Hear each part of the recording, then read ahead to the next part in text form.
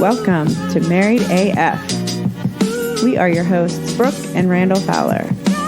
On this show, we discuss the topics that really matter. Like big veiny cocks and our favorite TV shows. So pull up a chair at our kitchen table and hang out. While I bulldog my nuts.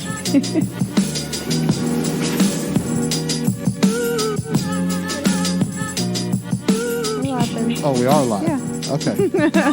All right, everybody. We are here on time with the powerful Kristin Beck here. Chief, thank you for hanging out with us tonight. Thank you for inviting me. Absolutely. Anytime. And because we're all Viking fans here, all three of us, I know that you're a huge Viking fan, and we'll get into that. But I wanted to do a toast and boast. Just in celebration of having you here and hanging out. So tell me if I'm doing it right. I'll go first if that's okay. And then we'll go around the horn and do one. And hey, hang on. I need to go get a drink then. Oh, go ahead. Go ahead. I'll start while you're getting a drink. Okay. Perfect. All right. So with the toast and boast, the way that it works is you start off first by saying what's most important in life. All right? To me, that'd be friends and family, sons. That's what Uncle Randy says. That's what he does. That's what I believe. All right. Second part, who's your hero? Anybody that knows me knows Pat Tillman's my hero, sons. Champion football player and a Patriot. Love me some Pat Tillman. What are you most proud of? Well, for me, I'm proud of the friendships that we've made with people. I'm proud that my wife still likes to do naughty things with me, sons, all the time. And what's my mission? Well, we're going to talk to Chief about that too, because I don't know if Chief is privy to it, but you know, my mission now is to get elected governor of Georgia in 2022, and that's the real deal, sons. So there's my toast to that. Nice.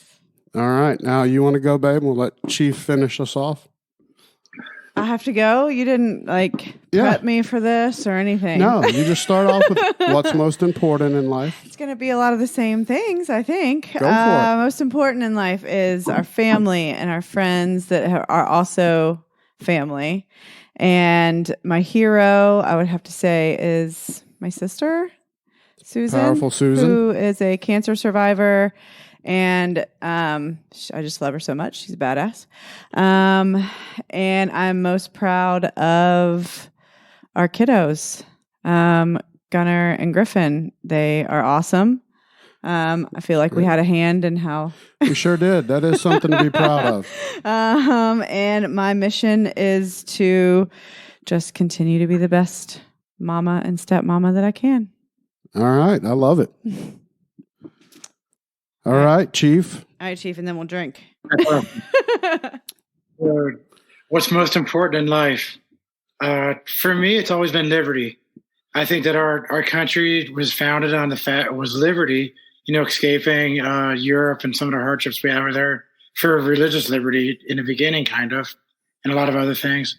But I just think our country, the biggest thing we have to remember that we were founded on liberty. We were founded on that liberty for all people. And some folks, say that it really wasn't, but I truly believe that we've been trying really hard as a country. And that's the one word and one thing that I live for.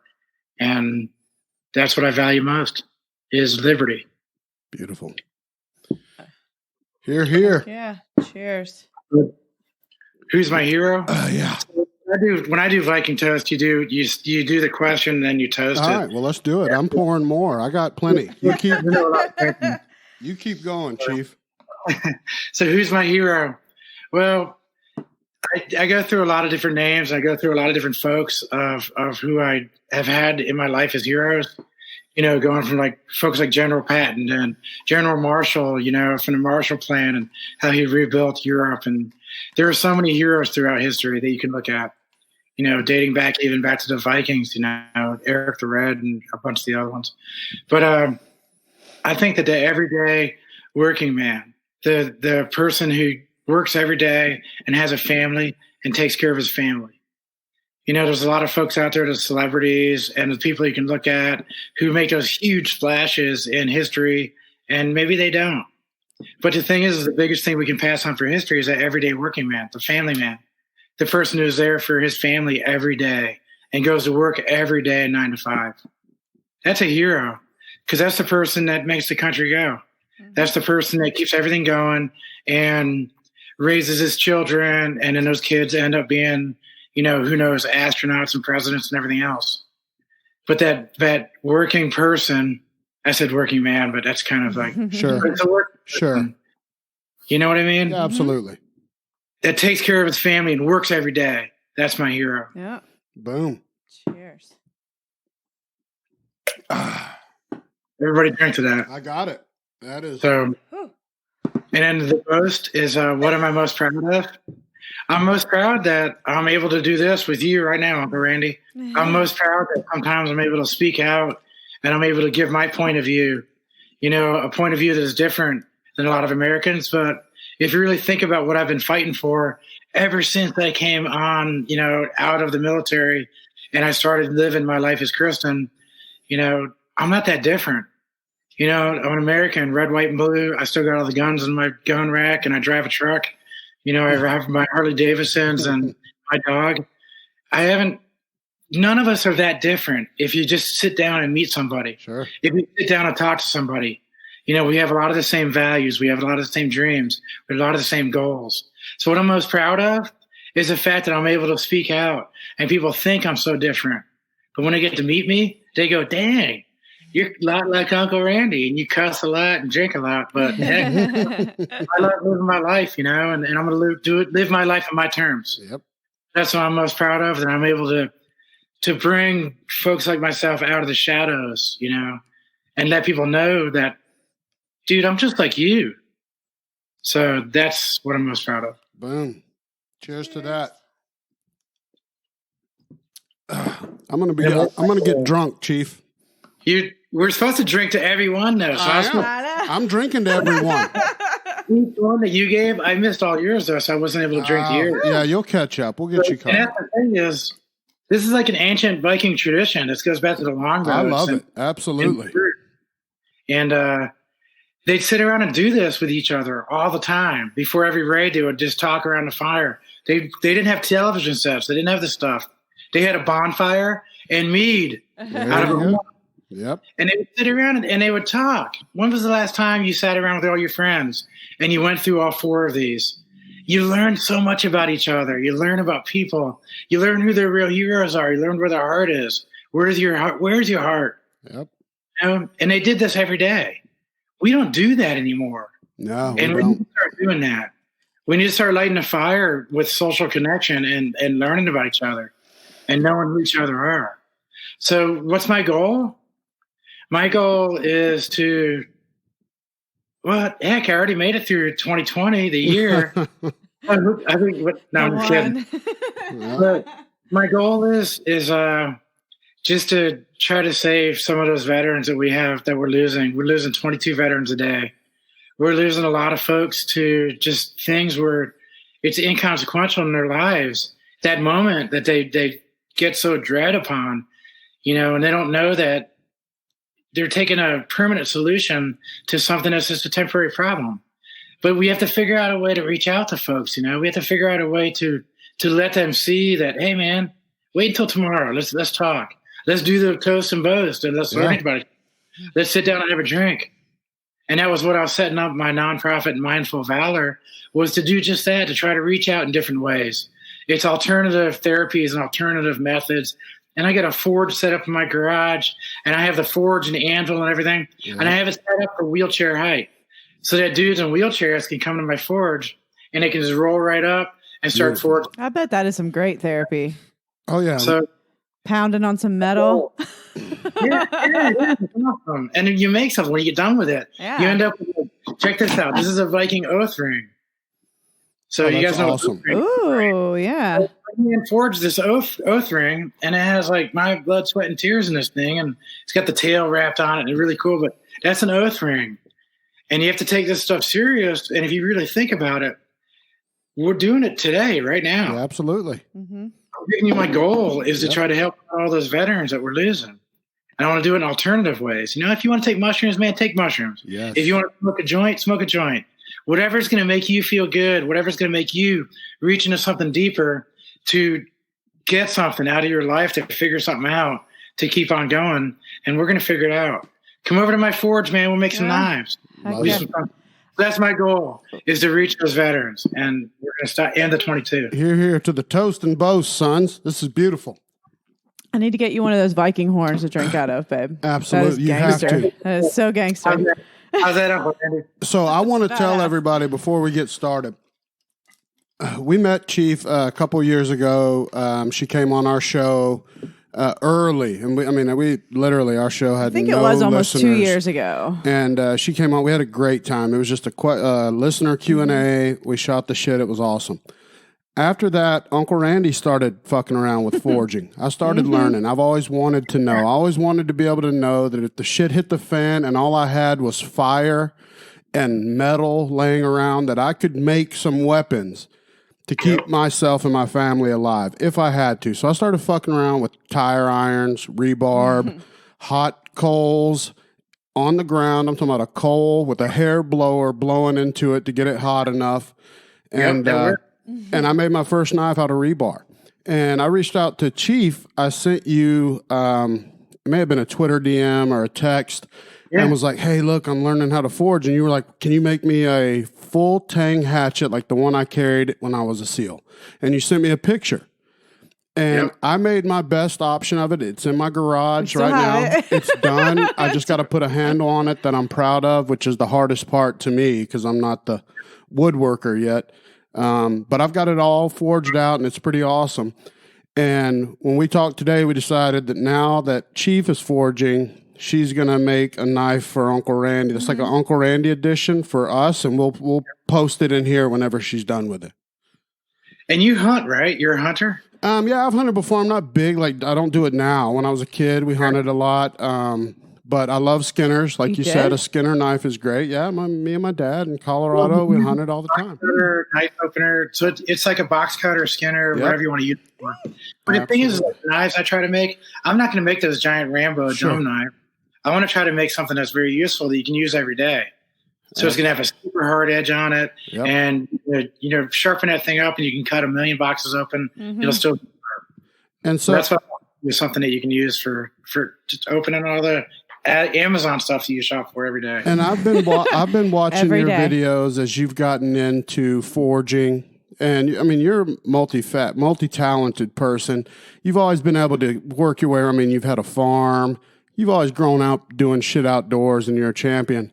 But the forging's pretty new to you, and watching you do it actually excites me because I see the excitement in your videos of you doing shit like the anvil table you just made, which is beautiful, by the way. If you get a chance to look at Chief's Facebook page and check that table out, it's a fucking work of art, the anvil table. So what's that? Before we finish, I could walk you out into my forge area. It's fucking awesome. But what's that giving you? Like, how much is forging helping you? Because I know for me, I loved it when I was learning. I was obsessed with it. I mean, I'm totally obsessed right now because just like you said, like you're taking a piece of metal, just a piece of rebar it's junk, and I'm getting stuff out of the junkyards. I'm getting leaf springs. I'm getting stuff from all over, just stuff that people threw away.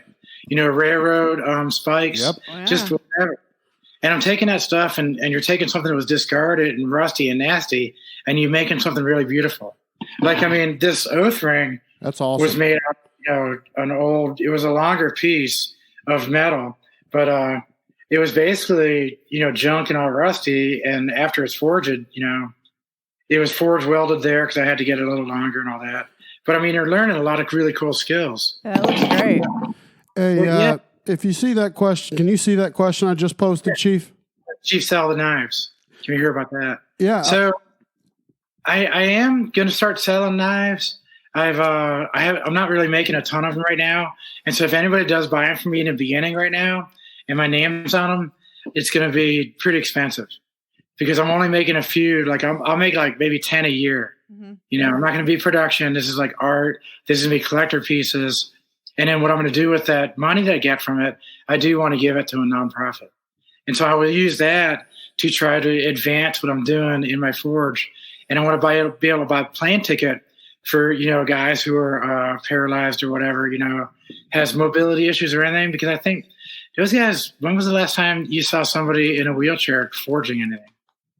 Yeah, I haven't seen it. I think maybe on an episode of Forged in Fire. Maybe. I don't know. I'm surprised they did that. I thought there was one guy, maybe. I don't know, but I can't think of a better exercise. But I think he was a veteran, too. Because anybody that's hand forged, and there's a difference in people. Like, there's some people that will just do, I forget what they call it, but they'll just basically get a bar of metal and cut a knife and then grind it. That's not what we're doing. We're talking about forging. With fire. Yeah, you make it and mold it from nothing into something, which is what makes it beautiful.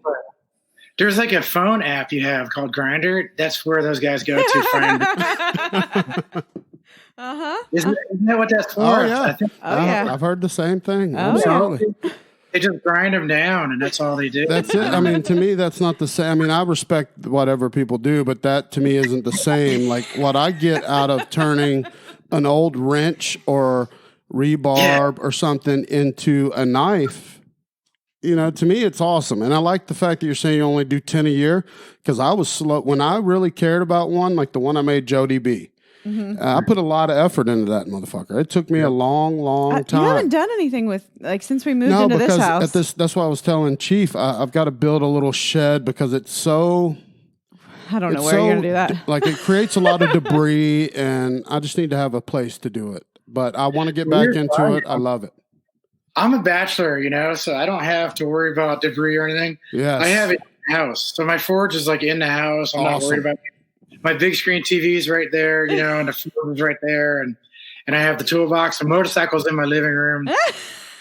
Nice. I don't worry about all that stuff. That is a bachelor pad. Hey, well, I want to get into this because I know a lot of people are wanting to hear, Chief. I know that we've talked about it before, but for the people that haven't met you or listened to an interview from you, they want to know about...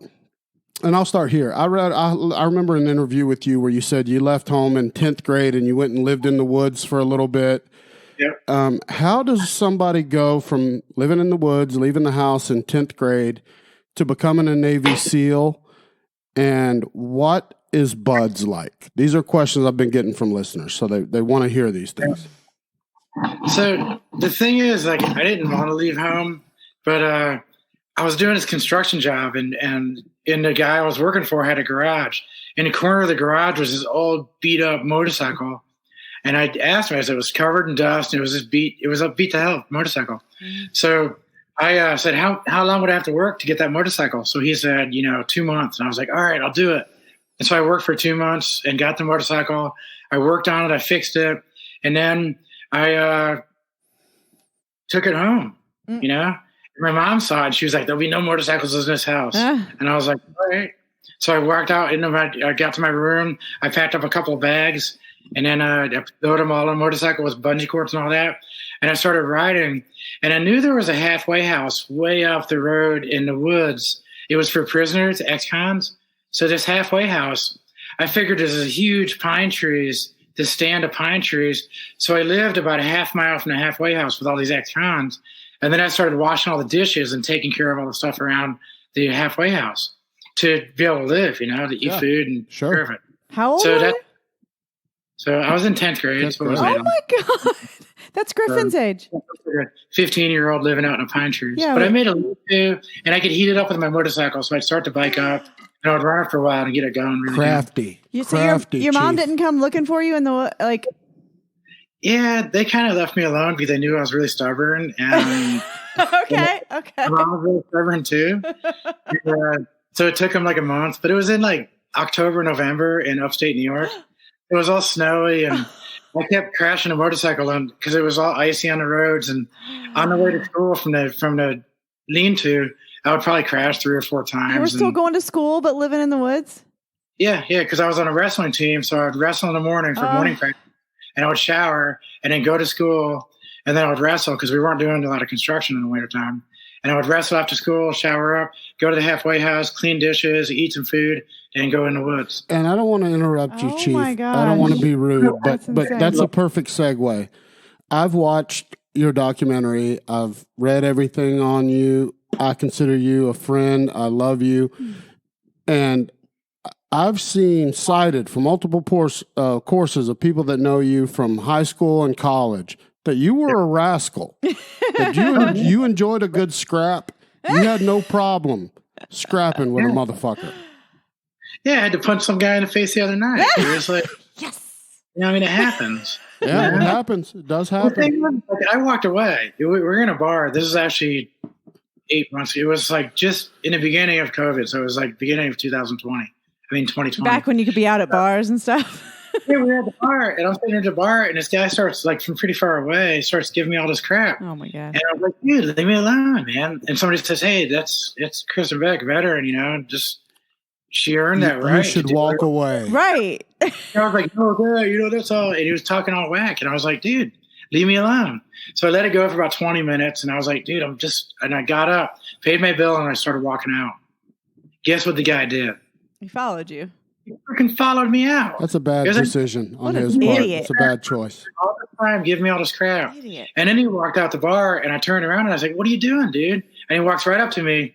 So I take my right foot back and kind of get into a southpaw stance, but I can have the right ready to go.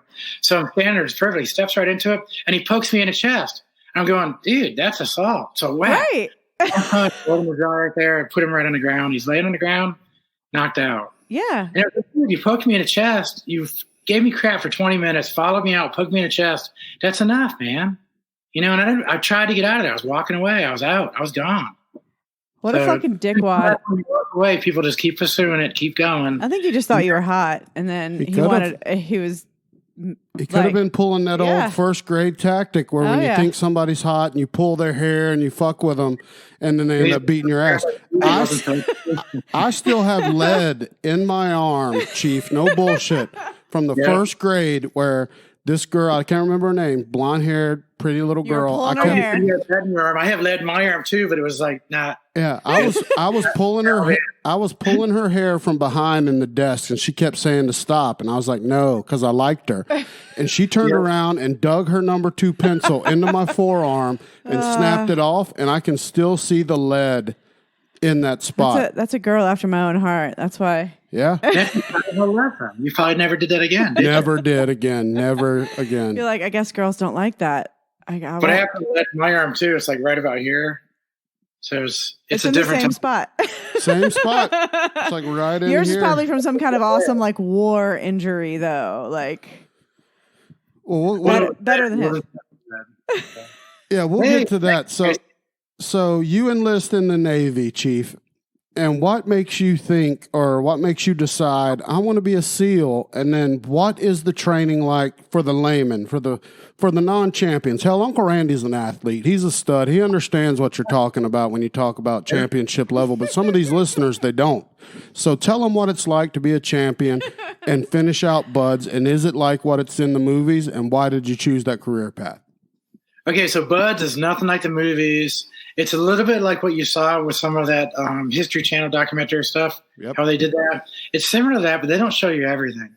And they also don't show you, like, it's over 6 months long period of time. So they don't show you day in and day out, constantly going. All they're showing is little snippets on TV or snippets in the movies.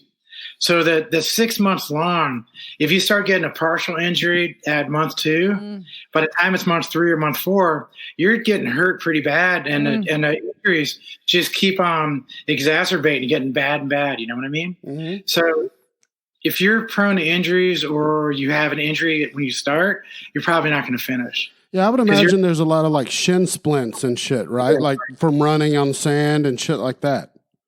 Yep. Yeah. There's we have a base. We have a unit in Hawaii. It's it's one of the units, but we train everywhere we go, all around the world. We're always working out, always lifting weights, always doing something. But the BUD/S training, you can never imagine how tough it is because it's such a long duration course and it's constantly being beat on. So you're being abused mentally, physically, spiritually, emotionally. They're trying to do everything they can to you to try to make you quit. And they bring you right up to the edge of quitting, and then you're almost getting ready to fall over that precipice. And then you get pushed over the precipice, then they grab you and they revive you. They actually do revive people when they drown or when stuff happens. That was a question I had for you. I'm going to be honest. It's on the list, and I didn't say it. I was going to ask, do they really drown motherfuckers? But you got to it. So keep going, Chief. And guys die when they're in training. Guys break legs and fall off things 40 feet high. And, do all kinds of stuff happens all the time. But the thing is, I can hear in mirrors. Yeah. But the thing is like, it's such a long duration and it's constant, and they keep pushing over that precipice. Now, can you imagine for 6 months long, you've been pushed across that precipice and you're falling, you're drowning, they're grabbing you, pull you back, and then they start retraining you. And then about 3 hours later, they're pushing you back across the precipice, and you do that for 6 months. Man, you're tough, man. Mind, body, sure. You're unstoppable. And that's the reason for buds. The reason for buds is to try to push people. It's just like forging, hardening the steel. You're just hitting that steel and you're just crushing it, and you're making it and you're shaping it into something that's a tool to be used. We're not tools. That's probably a bad word to use. But we're not robots. But we're thinking people, we're mentally sharp. We're physically sharp. And we've been pushed over that precipice so many times that we know where it is. I know exactly what that line is for me right now. Yeah. I know that I run, 35 miles right now, and it would take a couple of hours, But if I push a little further than that 35 miles, I can do 36. I know I can go past it. So every limit I have that I think I put on myself, I also know I can break that limit. Yeah, and now let me ask you a question about that, Chief. That's huge. And I want to know, from your class that graduated buds, how many guys that graduated at one point talked about quitting to each other, and are you building each other up every day and being like, hey, John, don't quit, man. You're good. You got it. Or do you guys just never say quit, the ones that end up making it? Yeah, the ones that end up making it, it doesn't come across your mind. Because for me, it's like living out in the woods with my motorcycle, because I moved out of the house in 10th grade. I was just like, you know what? I'm stubborn. I'm going to keep this motorcycle. Yeah. And so when I go to buds, when I go to SEAL team training, I was like, I'm going to make it or I'm going to die. Ooh. And I said, there's no quit in there. There's nothing. There's no chance I'm going to fail out of anything. And I graduated, one of the number one, buds candidates. I was like number one enlisted out of everybody. Running, swimming, doing the obstacle course, doing all the stuff. I finished number one and nearly, or number two in nearly every evolution we ever did. Because I was at the point when I was just like, I'm not going to fail and I'm going to crush this thing so hard. And then I'm like, hey, I finished first. Whoa, what happened? And then you do it again. And you're like, I'm going to crush it. And then 6 months ended up and I'm going to crush it. And going, hey, and I think at the time I was like petty officer third class. Hey, petty officer Beck, you're number one. And I was like, oh, all right. I got to pick in my SEAL team. So I picked my team, which most other SEALs, when you graduate buds, you don't get to pick your orders. Sure. You just tell them, and they send you wherever they want. What SEAL team were you on? I went to SEAL team 1. Yeah, one. Okay. Okay. Cool. All right. Well, let me ask you this, Chief, before you answer Colin's question. Colin is also a veteran. He's a former Army guy. He's a buddy of mine. Great dude. But my question to you is, how much do you attribute wrestling to your being able to withstand buds? I'm a big fan of wrestling. I think it's huge. It molds young men and women now, because women can grapple, and they're some of the best wrestlers out there are women, especially in amateur wrestling nowadays in jiu-jitsu. But how much do you attribute wrestling to your being able to withstand the mental part? Because wrestlers, to me, are some of the mentally strongest people I know. Yeah, I mean, I attribute that a lot. Wrestling, exactly like you said.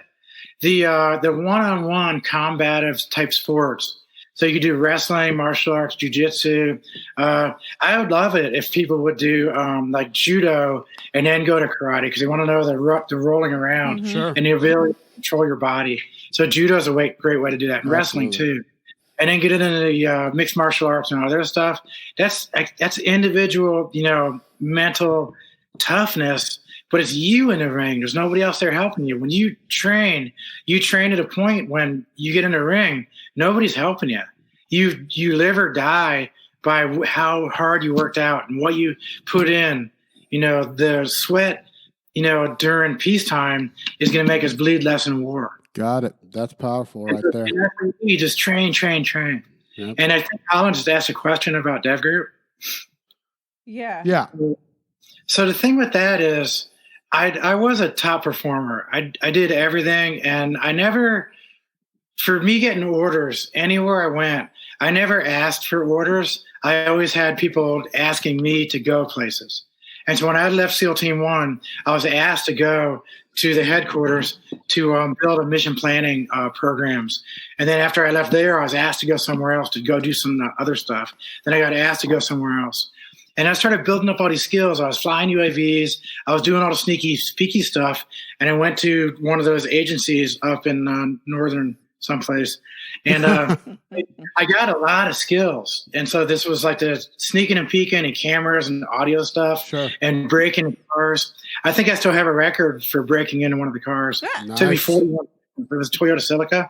And they used Celica. So I broke into a Toyota Celica, and it was open the door up, start it up, and drive away in 41 seconds. And they still use that for the training videos of me breaking into this Toyota. Nice. I had all these skills, and I was really good at it. And they asked me to go there. They said, hey, we want somebody that flies UAVs and has all these tech skills and is a SEAL, because we need people to go into places that you have to have your SEAL team skills just in case something happens, because you're in some really hairy spots.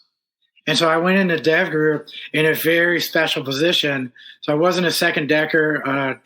Second decker.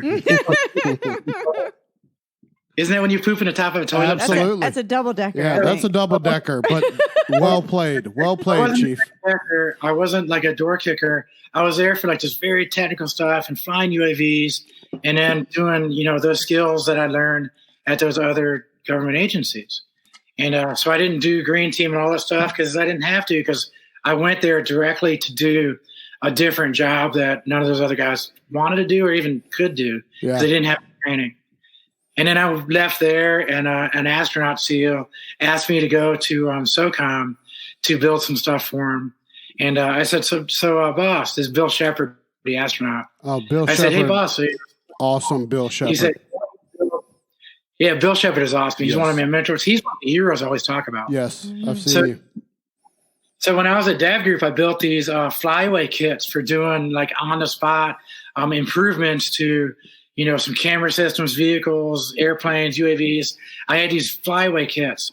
And so he said, I want you to make these for all the special forces, the Rangers, the Green Berets, all those dudes, everybody, all the SEALs. And I was like, okay. I said, how much money do I have to start building this program? He said, well, there's no money. How many people? I said, you don't have any people. And I said, all right. So I had no money, no people. And then within 6 months, I had 28 dudes trained, and with all the kits, millions of dollars, $12 million. And we all flew to Afghanistan and started doing stuff in Afghanistan. So I'm an innovator. I'm able to take stuff and make something out of nothing and make it happen. Well, beautiful. So that's why I got asked to Dev Group, because I'm an action person. If you want something done, then I'm going to figure it out. If you have a problem, the CNO had this one problem that was somewhere overseas that was going on. They were working on this thing for a year. Yeah. They brought me into the room. They said, hey, you're kind of a think tank person and a technical person. Take a look at this problem and see if you can solve this problem. And the CNO's office and all their tech people and all the other people at the Pentagon working on this one project for like a year. And I went in there, and then the next day I came in with a solution, and I gave it to them, and they were like, holy shit, this is what we can do. And I solved a year-long problem in like a little more than a day. And they built it. It's still super classified. That's why I'm not giving you any Sure. But it's still like, it's a highly classified program, and they built it into an entire program and a whole bunch of other stuff. Nice. It's like, that's what I do, man. Give me a problem, and I'm going to figure it out. Do you want to ask your question, babe? What did you have for Chief? You had one. I did. I also had, you just said a term that I'd never heard before. It was astronaut SEAL. Is that really? Astro SEAL. Astro SEAL. I've never heard that before. We have 2 Astro SEAls. 2. Yeah. So total. the SEAL team got two of them. So it's a SEAL team guy that went through all the SEAL team training and all that. We have 3 now. I'm sorry. So we have 3 Astro SEAls now. Because what was his name? Chu? He's a doctor too. So it's a doctor Astro SEAL is the 3rd one. But it's like SDVers and like you're riding around the submarines and doing all that stuff. It's very close quarter. Uh-oh. What happened?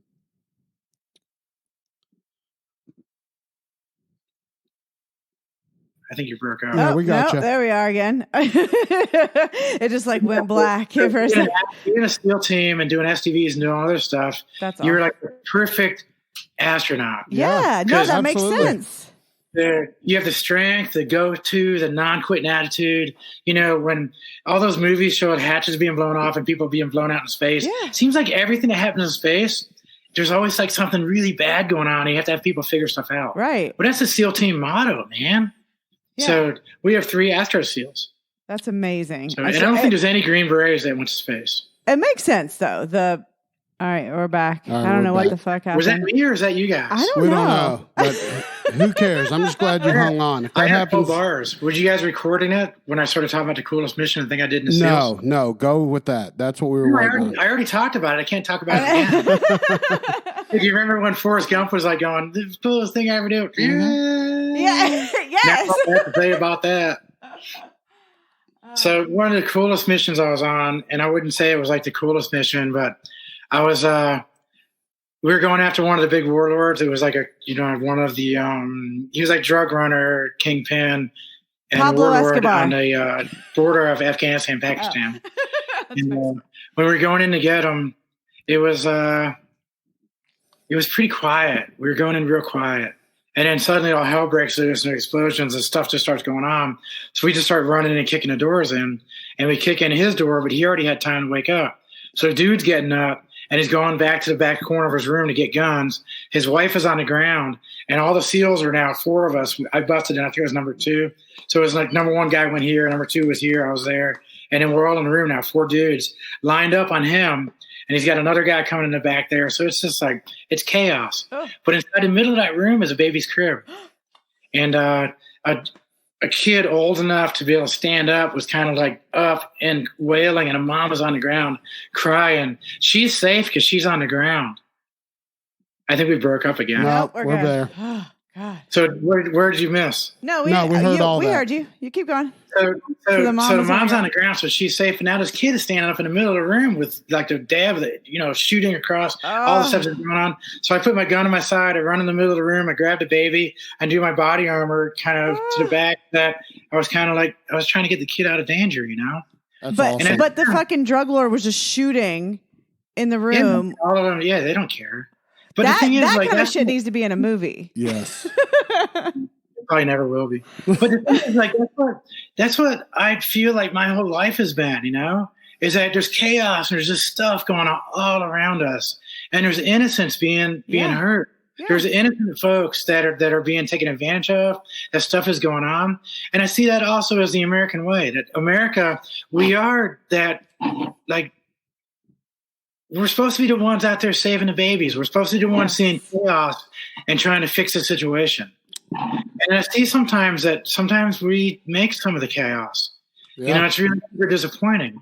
And that's what I want to try to, and that probably segues right into political office. Yeah, because people don't know that you ran for office highly successfully. You got a lot of votes. You almost pulled it off.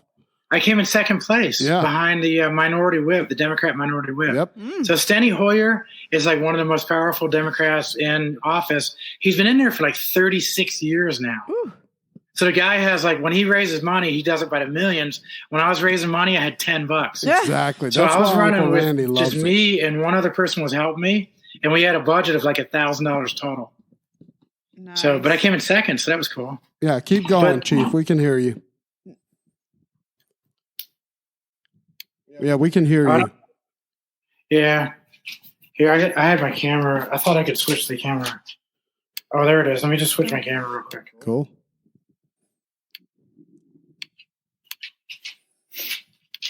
I don't know why it's not letting me switch camera. I don't know, but I blame William Bedford. He's our Comcast guy here in town. I was going to move and get better Wi-Fi, but it's not letting me change. Yeah, I blame Will Benford. I'm going to have to tag him in this. This is subpar. So weird, man. I'm sorry. No, can you edit this? Yeah, and everybody can hear you. Everybody can hear you, Chief. So keep going. Here, how's that? Here, you got me now, right? We can hear you. We can't see you, though. Oh, and ours is... And quit doing... This is... Ours is... I don't think they can hear her either when it goes down. I don't know.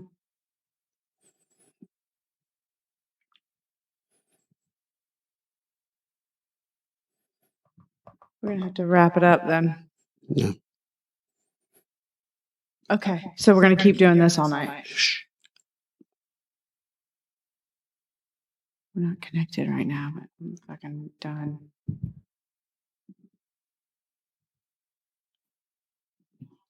Hello. All right, we got you, Chief. Now I see you again. Oh, are you going to show us your table? Beautiful. So here's the war room. Ooh. So there's my TV. There's a big screen TV. And then check that out. Hell yeah. The Nazi knife that was captured in World War II by like an uncle or somebody. Yeah. And there's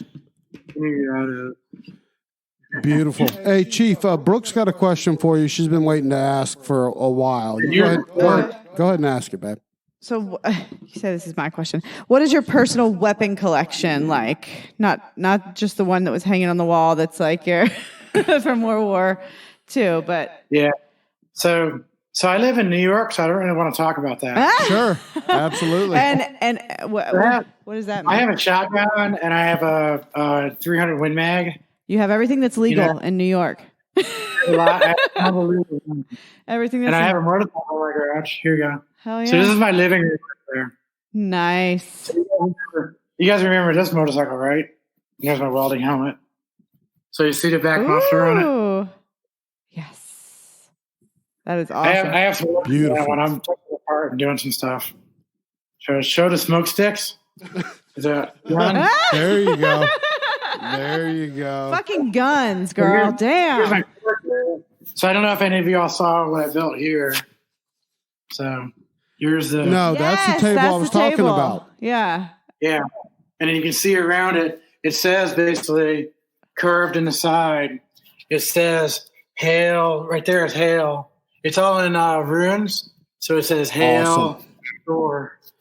So yeah, and there's your friend. Hi, just friend. So we're clear, Chief, you're gonna send me a knife, and I'm gonna send you your hatchet. Right? We've agreed. This is an agreement. All right, I got a question for you here, Chief.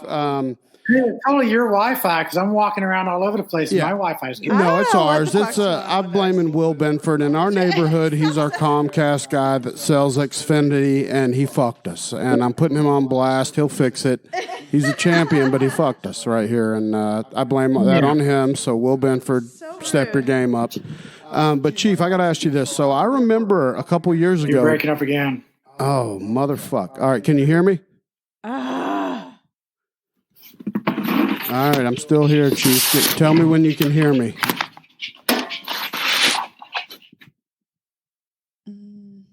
Yeah, this is definitely a Will Benford special. He has straight up fucked us here.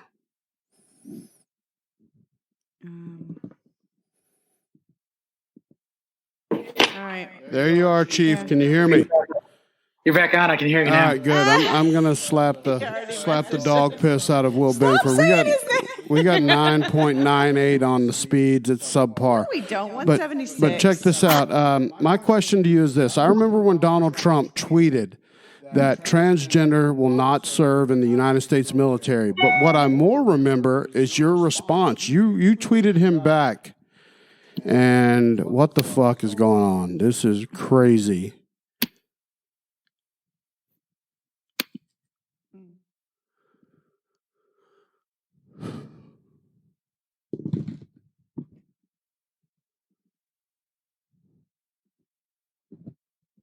What are you getting on our speed? It was 170 something, and then I got an error when I said test again.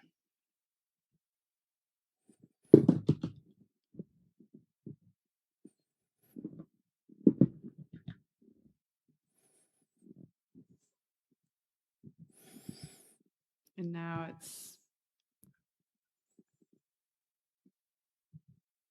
Oh shit. 150. But oh my God.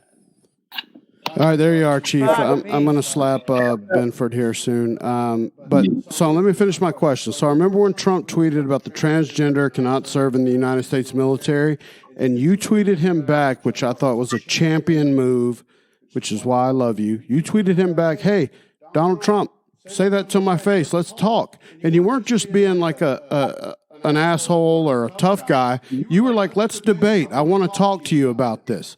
Kind of explain that, because that made you a champion in my eyes. Well, the thing is, like, he said he spoke to his generals, and he said he spoke to a lot of folks. But the fact is I know he didn't, because I was working with people within the Pentagon on a different policy and procedures on having transgender people accepted for service, to have open service. So there's a lot of people within the Pentagon, and all the policies were almost finished through the Obama administration by the time Trump got in office and said that. So there was people that are upset and people that were fighting against it. But the fact was, it was going to happen. It was working. And he didn't have all the information, or maybe he was talking to Jerry Falwell to advise him on things, on military things. Sure. But there's 15,000 transgender people serving, possibly more, right now currently in the military. And so they're all doing a good job. I was in the military. I did a good job. I did it for 20 years, and I'm transgender. Yep. I didn't just start being transgender when I retired. Yep. I was transgender the whole time. Absolutely. It's just that I was not able to talk about it or serve openly, because I would have been kicked out during my time of service. Mm-hmm. But and I know that there's, a half a dozen transgender Navy SEALs. There's probably about 15 gay Navy SEALs that I know of. Yep. So it's not like the SEALs are we're a cross section of, America. Yep. And you want the percentages out of the just a lot more. I know there are, but everybody just kind of hides, and they go, well, I don't want everybody to be mad at me. And I like to go to the, SEAL team reunions and the picnics and not be picked on, because you don't want to be teased. It's like, so social pressure makes people do stuff. So I don't know. Well, let me ask you. I wanted to talk to Trump in person, get in there with the administration, and maybe do some advising and let them know, hey, these are all the facts. Yeah. And one of the facts is Canada, our neighbor right there to the north, has had transgender service people serving openly for over 20 years. And they have all the policies. They've been doing it forever in Britain and Israel and, Sweden, Norway, Australia. There's so many countries all around the world who have open transgender service people. And there's no big deals, it's not a problem. So he needed to have all these facts, have it all laid out there. And it has nothing to do with religion. Sure. Everybody throws the Bible at us, but the Bible was changed by King James. The Bible was changed by every person that was in power over the last 150 years before it kind of got set in stone. Possibly after King James, it kind of got set a little bit better. But the Bible, there's all kinds of words in there that were totally changed to meet the person that was in leadership or to meet the current, feelings on stuff. Yeah. But the word homosexual, the word gay, the word transgender, all that stuff, everything they're talking about, none of that stuff was in the Bible. Well, let me ask you this, Chief, and this is for the people listening. I know they want to know this, and we talked about this 2 years ago, but they probably haven't listened to that. But so, what's it like, right? I've read or I've heard interviews with former teammates of yours, right, where they talked about Kristin Beck was the crazy motherfucker that would volunteer for the craziest missions, like just anything. He was cool to do, down to do whatever. And they kind of allotted to that in your documentary about like that you were almost suicidal, and aligned it to the fact that like, you hadn't been able to live your truth yet. And that was causing you, like, you were like, fuck it, man, I'll do whatever. I don't give a shit. I'm down. And so you went into probably the most hostile job in the SEALs. And I want you to kind of explain that to the listeners, where they would basically drop you off in a village, right? And say, hey, make peace. Good day. Yeah, something a little bit like that, but not really. Okay, But go ahead. I have a pair of pants exactly like that, but they're actually shorts and they're pink and they're no, it's not like that at all. But I did a lot of missions, and I would definitely volunteer for stuff that probably a lot of normal people probably wouldn't. But it had nothing to do with being suicidal. That was somebody that wrote that in a book who had some psychology BS. Sure. And I freaking hate people who are psychologists that put stuff, put notions or put things out that they think they know what's going on inside of my head. And so that was a crazy psychologist that was making stuff up to try to make themselves look even better than they were because they had like inside knowledge. So it's total bullshit. So no, it wasn't. It was just the fact that just like I did with everything else in my life, I just went for the hardest and went for like the toughest jobs. And if it had to be done, I could do it and I'll figure out a way to do it. But so that is true, though, right? Wasn't your job, though, where you actually were dropped off in some small villages in, I believe you said Afghanistan, or I could be wrong, but your job was to kind of try to get them to be peaceful and get out of the way, right? Or am I remembering that wrong? I was doing the same thing in Bosnia. I was working with the Serbs and Croats. I was working with, all the different groups over there. And we were always trying to work with them in different methods and tools that we learned from those other agencies. Yep. But it was the same thing, that they would bring us into a village and we taught the warlords. I had Taliban dudes, like straight up Taliban, sitting at a table across from me. I know we had to try to figure stuff out and try to work out what's going on. What can we do? So it's definitely, somebody's talking about Canadians, but it was some tough jobs, and that's what I would do. So it was negotiations, and sometimes a negotiation, with lead pills, And I have had a couple of people ask me about your championship level beard that you could grow back in the day. They've seen the pictures. Uncle Randy's got an iconic beard. All right, I'm going to tell you, Chief. A lot of people consider this America's beard. I'm just going to say it. They've named it that. Whatever you want to take from that. Tens of people. I've heard somebody say America's beard whenever they talk about Uncle Randy. Yeah, America's beard. I remember you text me or replied to a text one time about how to take care of, because I believe we showed the thing where Brooke waxed my underarms, and you were talking about like get the laser treatment, right? Isn't that the way? Yeah. That's pretty funny. Yeah, I've done laser and I've done other stuff, and you know what? Like I did a little bit of blush and a little bit of lipstick today, just so I looked a little bit presentable. But no, you look great. You look great. So I don't do a lot of makeup. My nails are all screwed up. I'm starting to find that all of that stuff, it's window dressing. Sure. All that stuff is going to be. It doesn't really matter in the end. What really matters is what's in your heart, and what you do, And so I think that people, if they think that being transgender is all about the clothing, they're 100% wrong. When they think that if you're transgender and you never get to wear the clothes, do all that, it doesn't matter because it's not about the clothes. It's not about makeup. It's not about anything. It's about how you feel about yourself.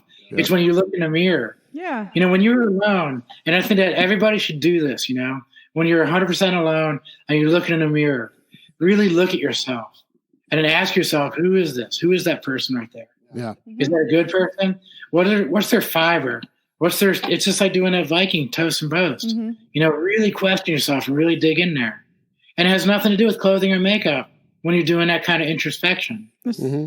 Yeah. And so I left most of that stuff behind. I get rid of most of it. I don't care. Just being comfortable in your own skin. Basically. So let me ask you this, though, Chief. Why? Because this is to the layman's. I've read about this and heard about it. But why are Navy SEALs allowed to grow powerful beards and no one else can? What's the reasoning, Chief? Because we can. There you go. Because y'all are the ultimate badass. Boom. The military, they just don't have enough to grow their beards. Yeah. So if they're just walking around, they can't grow a beard. They're just like, I want to grow a beard, but they can't grow it because they just don't have, the gusto, the macho. But we can walk around. In 2 days, I got a beard like what you got. Yeah. No, here's the truth of it. So in Afghanistan and over in the Middle East and pretty much everywhere you work, if you don't have a beard, then they won't even really talk to you. Because they don't think of you like a man. Yeah. And then that's one thing. And so they treat you differently if you have a beard, especially if you have a powerful beard. Now, the other thing is, you saw pictures of me when I'm overseas, and I got a bakul on and I got all the stuff, and I got a big beard. Now, if I'm sitting there with a bakul and all the stuff on, I got an AK-47 like he used to always carry, and somebody sees me, this Taliban dude sees me from 100 yards away, he's not going to shoot at me. Sure. But if I see him, I know I get first shot every time. Yeah. So it's a surprise too. Shit, what was? Oh, okay. It's classified. Yeah, sure, absolutely. But in Islam's beards are a sign of manhood in Islam. So I want to give a shout out for one, because I'm waiting for the day when we've talked about this before. When you come to Atlanta, we're having beers together. Me, you, and Brooke. That's already decided. It's just a matter of this COVID thing getting out of the way. Because when you are here, it is our treat. Beers. You have a place to stay if you want. You're welcome. We love you, Chief. But so, how have your Navy SEALs brethren handled it since because you've been a big deal. You had a documentary made, you had a book made that you weren't happy with, like you were talking about. Some authors take they fuck you over a little bit and they go their own way with some bullshit and agents and all that. But your actual brothers in arms, SEALs, how have they been? And let's talk a little bit about Robert O'Neill, who killed bin Laden, and how I want to get him with us too. Should we call him on the phone and see what he's up to? That's awesome. Absolutely. But I do love that guy. There's a lot of SEALs who are still, they don't understand and they're upset. And it's like, dude, what were you upset at me for? Sure. What am I doing? Right. I'm actually making the SEALs look really tough, because you know how freaking tough you have to be to live my life right now? So the SEALs that think that I'm taking away from their toughness, or I'm making them, they're Superman and they can't have that image of being Superman. It's like, no, man, I'm living my life, and this is tougher than you'd ever imagine. Yeah. Sure. Walk a day. So those guys that think I'm taking away from the SEALs, or I'm doing something for publicity, or I'm doing something to make money off of it, it's like, dude, I'm actually poor now because of everything I'm doing. So before I came out as Kristin, I had a job and I was making $200,000 a year. And then that job's gone. And now I'm living on my retirement disability. Yeah. So me doing this has nothing to do with money. Me doing this for publicity. What kind of publicity am I coming on here to be with Uncle Randy? Absolutely. It's like I don't search for publicity, but if I am able to have the opportunity to get a soapbox and be able to talk a little bit about like this, like we're doing right now, can you make the education of somebody that might be able to hear now from somebody? When was the last time somebody transgender spoke to somebody that's living up there in the hills in West Virginia and has never heard of it? No, it's invaluable. And now he's like, dang, that person seems kind of cool. Okay, maybe I won't beat up anybody anymore. Yeah. So can people buy any of your art, Chief, like right now? Is there a place where they can go and buy any of your, whether it's forging, paintings, any of the art that you produce? Because I know you're a creative person. Hell, you and Uncle Randy, we're a lot alike. Hell, we're creators, sons. We make things happen. But can people buy that? Yes. So I sold some Kraken hackens to a guy in Germany. So in German, the word for hook is hacken. So, but I made these things that has like octopus arms on it. And so they look like the Kraken, like the sea animal. And so I nicknamed it Kraken hackens. So I sold those to a guy in Germany.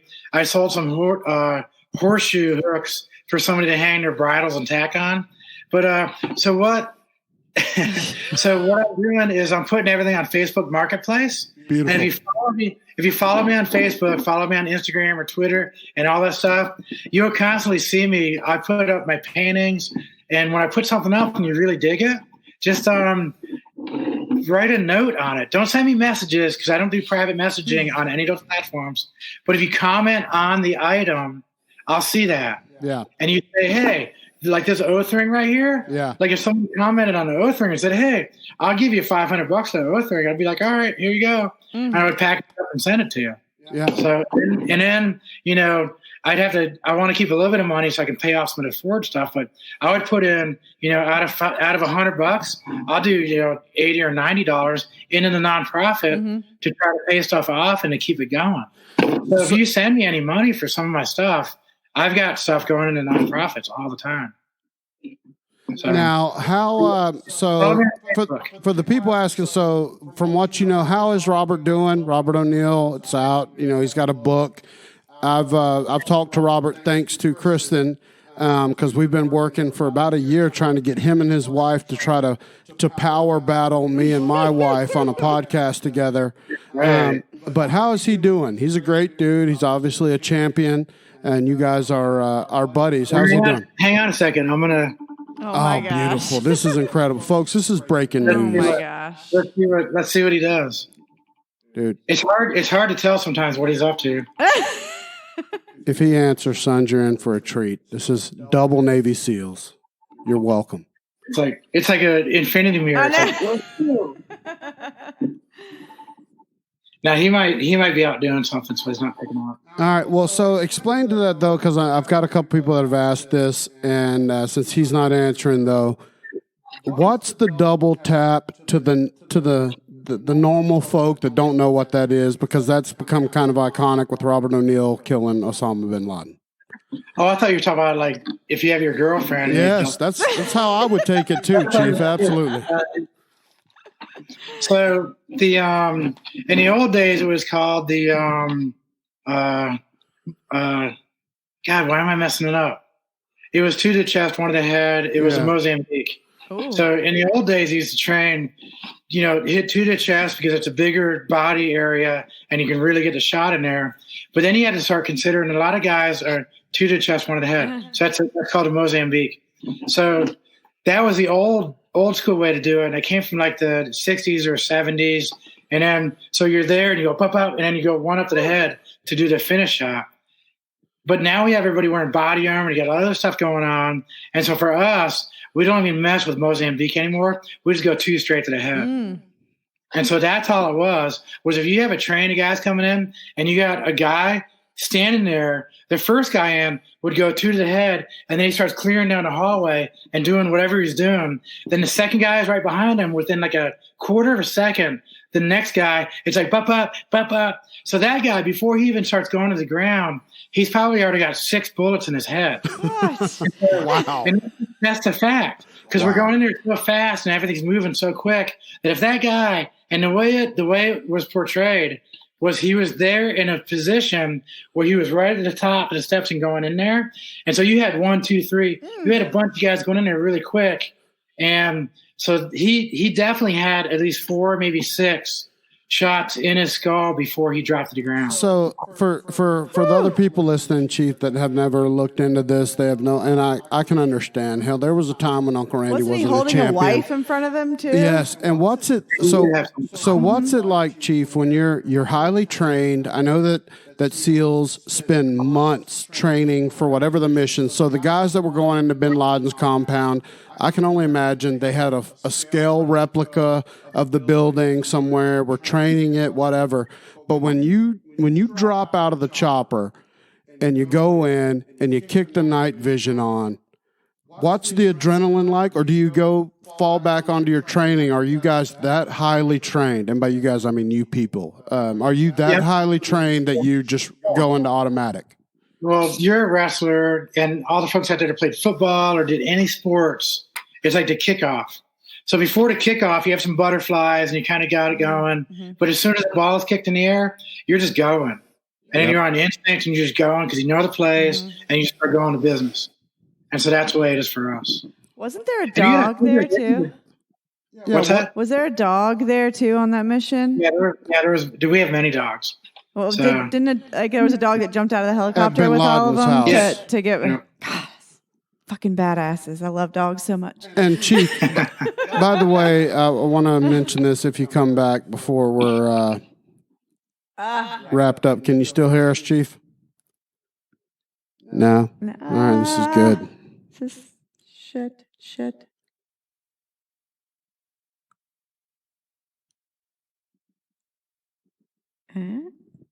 Eh?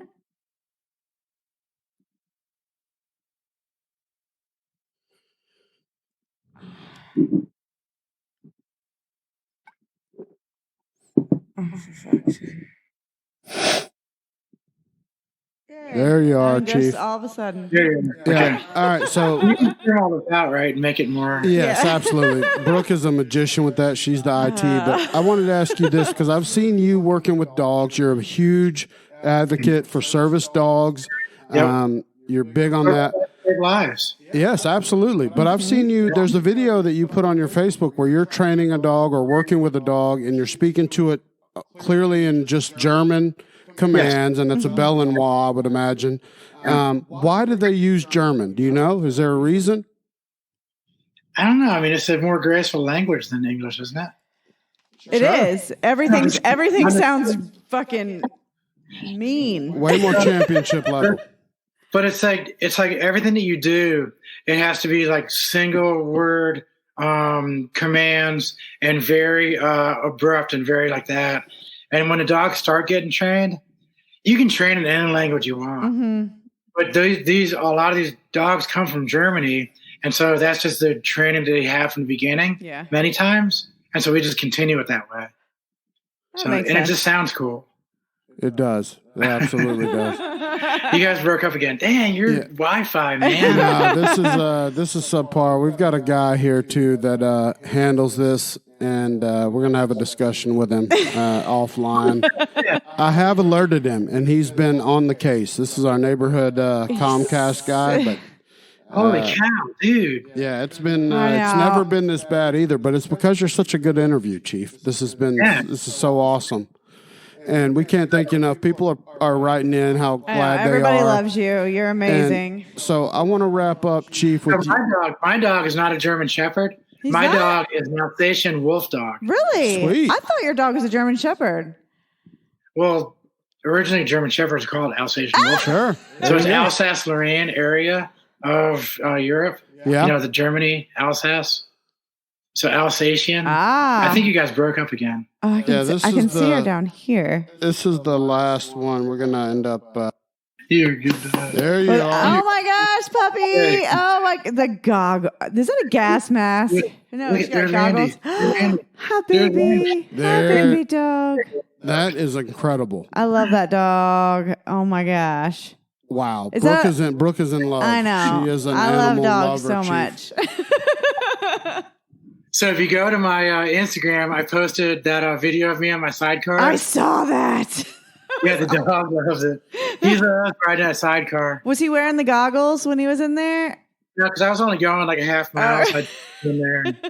But I'm going to get welding glasses for him and put the welding thing in here. So then he can watch me when I'm welding. Beautiful. He's amazing. He's so sweet. Cool dog. Beautiful. Chief, so before we drop again. Oh, beautiful. These are called Rex Spec. Oh, Yes. I love it. They're made for dogs. Like it's got a huge nose on it That's for the snout. awesome.